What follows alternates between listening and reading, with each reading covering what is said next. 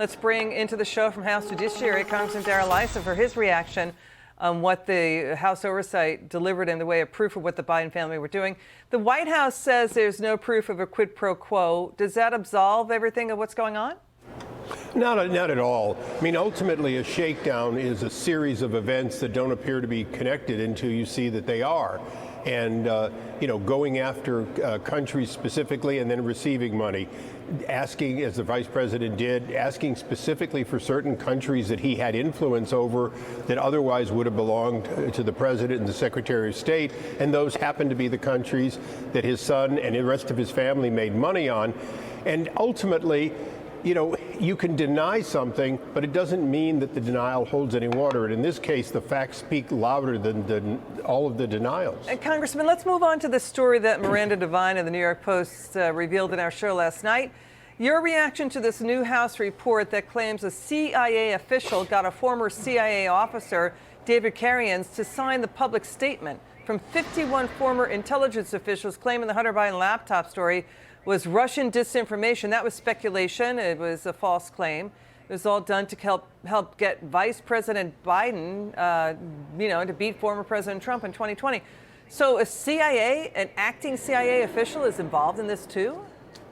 Well, not only that, but it was done in concert with an official call that a former CIA official had referring to his book. So I've looked at the report, I've looked at the details, and it's very clear that what you have is, at a minimum, what they call the Hatch Act violation, which is politically active, a federal employee. But more than that, you have the actual use of the federal office. If I call you to get permission to publish a book, and then at the same time you say, oh, by the way, have you signed on to this?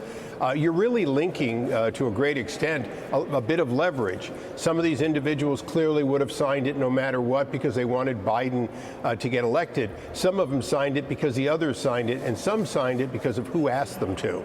All right, so this comes after former CIA Deputy Director Michael Morell testified for House Judiciary that Secretary of State Blinken, who was then a senior campaign advisor to the Biden campaign, helped get the letter going. I mean, this new House report claims Morell emailed the CIA review board saying, this is a rush job. This letter needs to get out as soon as possible. They need a talking point for Vice President Biden to push back on Trump about Hunter Biden during the debates.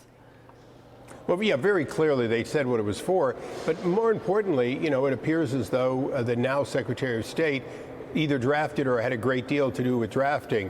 And when he said what he didn't do, he didn't say what he did do. And what he did do was he was key to this along with Mike Morell. Now, the difference is, under oath, Morell has told us what he did unapologetically. He wanted to get Biden elected. He was willing to do this. He shaved the truth. And he told us now who did it.